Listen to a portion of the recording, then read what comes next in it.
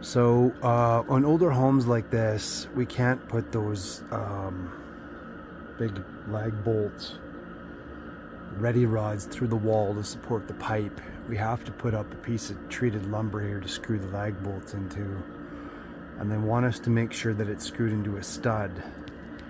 You got to make sure that you're a meter away from the window, which it is. The edge of that vent up there was about 40 inches, which is a meter. And these big beefy suckers right here are going into the stud inside the wall. And I had to fill these little pilot holes here with some silicone because I was having a heck of a time trying to find a stud. Both stud finders were not working.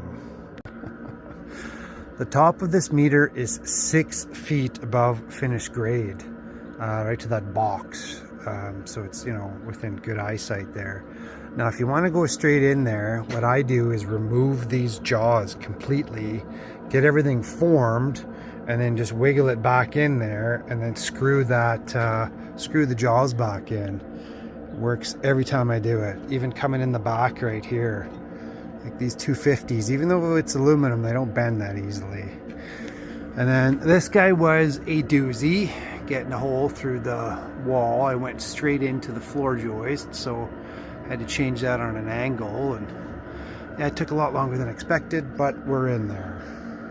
Okay, so these guys are all torqued up there and marked to exactly what the manufacturer says there, 275 inch-pounds or 31 Newton meters. I don't like these new clamps, I like these new hubs, but that's how it is. 2.5 inch pipe for every overhead service now. A couple of clamps up there. So lots of that black gold stuff there to seal this back up. I went underneath that last row of shingles there, a couple inches there with the flange, but it's sealed up all the way around there. I mean, you can put screws through if you want. Sometimes I do, sometimes I don't. All depends on how the planets are aligned that day. But I mean, I got lots of that tar underneath there, and that thing's not going anywhere. There's no water going underneath there. And then that insulator has to be, what is it? 600 millimeters. No, that's not right.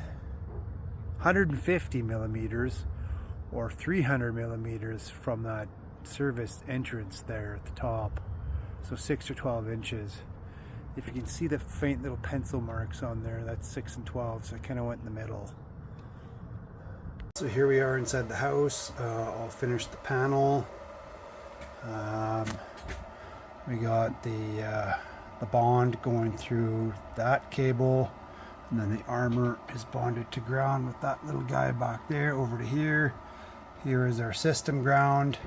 I'm going to splice that on to the existing one with a C-tap or number 6 butt splice, one of the two, but here's the cable going up and through to the other side. All is good, ready for inspection.